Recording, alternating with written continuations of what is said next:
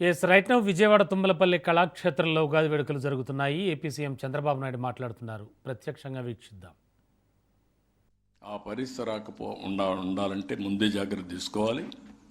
ఇప్పుడు మనం చూస్తే జీవిత కాలంలో ఒక కపుల్ భార్యాభర్త 2.1కి జన్మనివ్వాలి. మన రాష్ట్రంలో 1.5. కొన్ని దేశాల్లో ఇంకా తగ్గిపోయింది. అంటే రాను రాను వయసు మళ్ళిన వాళ్ళ సంఖ్య పెరిగింది, పిల్లలు లేని పరిస్థితి వచ్చారు. దీనివల్ల ఆ దేశాల యొక్క భవిష్యత్తే ప్రశ్నార్థకంగా తయారయ్యే పరిస్థితి వచ్చింది. ఈ నెలలోనే ఈ ఉగాది పండుగ రోజు చెప్తున్నా, ఒక పాపులేషన్ మేనేజ్మెంట్ పాలసీ తీసుకొచ్చి ఎవరైనా 2-3 పుడితే వాళ్ళందరికీ అదనంగా 25,000 రూపాయలు ఆ రోజే వాళ్ళ అకౌంట్లో వేసే బాధ్యత తీసుకుంటామని చెప్పి నేను మీకు తెలియజేస్తున్నా. ఇంకొక పక్కన కూడా ఒకటి ఆలోచించాం. పిల్లల్ని పెంచడం ఒక భార్య యొక్క బాధ్యత కాదు, భార్య భర్త సమిష్టి బాధ్యత.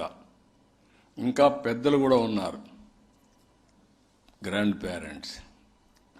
వాళ్ళు కూడా బాధ్యత తీసుకొని అవసరమైతే వాళ్ళకు కూడా మనం చెప్పగలిగితే, నేర్పించగలిగితే ఇవన్నీ అవుతాయి. అందుకే నేను మీరు చూసినప్పుడు ఇటీవల కాలంలో మీరు చూస్తే తల్లికి వందనం, ఎంతమంది పిల్లలుంటే అంతమందికి 15,000 రూపాయలు ఇస్తున్నాం. దీనివల్ల పాపులేషన్ కూడా మేనేజ్మెంట్ అయ్యే పరిస్థితి వస్తుంది. అన్నం పెట్టే రైతన్న కోసరం మొన్నే అన్నదాత ఇచ్చాం. ఆడబిడ్డల సాధికారత కోసరం ఏదైతే స్త్రీశక్తి తీసుకొచ్చి నాకెంతో ఆనందం. ఈరోజు ఆడబిడ్డలు బ్రహ్మాండంగా ఎవ్వరి దయాదాశాలు అవసరం లేకుండా ఉచితంగా ప్రయాణ సౌకర్యం చేస్తున్నారు. ఇప్పటికి 56 కోట్ల ప్రయాణాలు చేశారంటే నేను గర్వపడుతున్నానని చెప్పి కూడా నేను మీకు తెలియజేస్తున్నా. ఇంకొక పక్కన నిన్ననే దివ్యాంగుల కోసరం దివ్యాంగ శక్తి తీసుకొచ్చాం. అది ఇనాగరేట్ చేసినప్పుడు నాకు ఎంత ఆనందం కలిగిందంటే, ఒకప్పుడు దివ్యాంగులు అనేవాళ్ళు ఇంటికే పరిమితమయ్యే పరిస్థితి.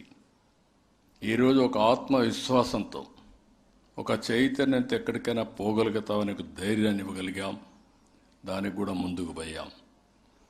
నేను అందరికీ ఇమాములకి మౌజములకి గౌరవ వేతనాలు ఇచ్చాం. ఈ విధంగా ఒకటి కాకుండా సమాజంలో పూజారులకి 15,000 గౌరవ వేతనం పెంచాం. ఇలాంటి కార్యక్రమాలతో మనం ముందుకు పోతున్నాం. నేను ఒకటే, అన్ని ప్రాంతాల అభివృద్ధి కావాలి. ఈ శుభ సందర్భంలో అన్ని కుటుంబాలు బాగుండాలి. సంపద అనేది కొంతమందికి పరిమితం కాకూడదు. ఆ సంపద అందరికి అందుబాటులో వచ్చి అందరి యొక్క జీవన ప్రమాణాలు పెరగాలి, అందరూ ఆనందంగా ఉండాలి. అందుకే కొత్తగా ఒక ప్రోగ్రాం మీరు చూస్తే MBK 1020 P4 మార్గదర్శి బంగారు కుటుంబం 10-20. అంటే సమాజం వల్ల పైకొచ్చిన 10%, సమాజంలో అట్టడుగు నుండే 20%కి చేయూతనివ్వాలి. ఇది మన బాధ్యత. సంపద మన దగ్గరనే పెట్టుకొని కనీసం తిండి లేని పరిస్థితి చివరి వ్యక్తులకు రావడం కరెక్ట్ కాదు. నేను కూడా ఒక పాలసీ మేకర్గా చూశారు. దగ్గర 5 డికేడ్స్ అంటే 48 సంవత్సరాలుగా పనిచేస్తున్నాను. కరెంటు లేని రోజులు చూశాను, రోడ్లు లేని రోజులు చూశాను, సెల్ ఫోన్ అందుబాటులో లేని రోజు చూశాను. ఈరోజు అన్నీ వచ్చాయి, సంపద వచ్చింది. కానీ నేను పనిచేసేది ఏ 10 మందో 20 మంది కోటీశ్వరుల కోసరం కాదు. 5 కోట్ల తెలుగు ప్రజలు ఎవరైతే ఈ రాష్ట్రంలో ఉన్నారో ప్రతి ఒక్క వ్యక్తికి అందుబాటులో ఉండాలి, ప్రతి ఒక్కరికి న్యాయం జరగాలి, అందరి జీవన ప్రమాణాలు పెరగాలని పనిచేస్తున్నాం. అందుకే అందరూ కూడా అప్పీల్ ఇస్తున్నా. మీ బాధ్యత, భగవంతుడు మనకి అవకాశం ఇచ్చాడు. ప్రభుత్వం చేసిన పనులు మీరు ఉపయోగించుకున్నారు. అందులో అదృష్టం కలిసి వచ్చింది. ఈరోజు మనందరి బాధ్యత ఈ సమాజంలో అట్టడుగునుండే ప్రతి ఒక్కరికి చేయూతనిచ్చి వాళ్ళని పైకి తీసుకురావాల్సిన అవసరం ఉందని చెప్పి కూడా నేను మీకు తెలియజేస్తున్నా. ఈరోజు చాలామంది ఇప్పుడే మాట్లాడినప్పుడు చెప్పారు, సమగ్ర అభివృద్ధి కోసం విశాఖ, అమరావతి, తిరుపతి రీజన్స్ పెట్టి అన్ని నియోజకవర్గాలు, అన్ని గ్రామాలు, అన్ని ప్రాంతాలు సమగ్ర అభివృద్ధి చేసే బాధ్యత ఈ ప్రభుత్వం తీసుకుంటాం. ఈ ఉగాది రోజున ఈ విషయం కూడా మీ అందరికీ విజ్ఞప్తి చేస్తున్నా. ఇంకో పక్కన నేషనల్ హైవేస్ కానీ, ఎకనమిక్ కారిడార్స్ కానీ, లాజిస్టిక్స్ పార్కులు, పోర్ట్లు, ఎయిర్పోర్ట్లు, హార్బర్లు ఇవన్నీ కూడా చేసి సంపద సృష్టిస్తే ఆదాయం పెరుగుతుంది.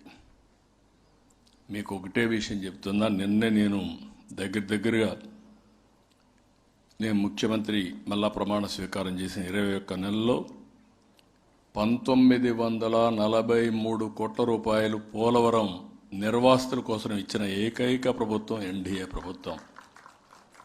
1924లో ఒక్క పైసా ఇవ్వకపోతే ఈరోజు పోలవరం ప్రాజెక్టు వస్తే ఆంధ్రప్రదేశ్ రాష్ట్రం సస్యశ్యామలం అవుతుంది. గోదావరిలో నీళ్లున్నాయి, మిగిలిన నదుల్లో నీళ్లు లేవు. రాయలసీమ ఎడారిగా మారిపోతుందని ఆశ వదిలిపెట్టిన పరిస్థితిలో ఆ ఆశకు ఒక రెక్కల తొడిగిన వ్యక్తి నందమూరి తారక రామారావు మొట్టమొదటిసారిగా ఇరిగేషన్ ప్రాజెక్ట్స్ శ్రీకారం చుట్టారు.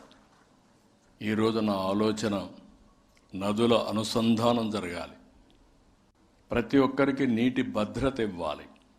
అందుకే చెప్తున్న గోదావరి పుష్కరాల కంటే ముందు పోలవరం పూర్తి చేసి జాతికి అంకితం చేస్తాం. దానివల్ల మీరు చూసినప్పుడు నేరుగా కృష్ణా నదికి గ్రావిటీతో నీళ్లు వస్తాయి. ఇక్కడి నుంచి విశాఖపట్నానికి పోలవరం నుంచి నీళ్లు గ్రావిటీ తేలుతాయి. ఇంకొద్దిగా నదులను సంధానం చేసుకుంటే నీటి ఎద్దడి ఉండదు.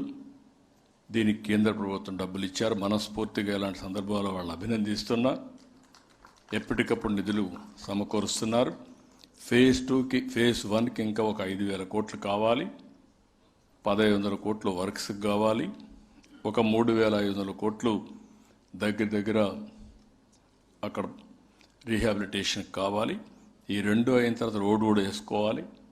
ఈ డబ్బులు ఖర్చు పెట్టి గోదావరి పుష్కరాల కంటే ముందు పోలవరాన్ని పూర్తి చేసి జాతికి అంకితం చేస్తామని చెప్పి కూడా నేను మీకు తెలియజేస్తున్నా. ఇంకొక పక్క అమరావతి, ఇప్పుడే నాగపణి శర్మ గారు చెప్పారు, చాలా సంతోషం. దేవతల రాజధాని అమరావతి,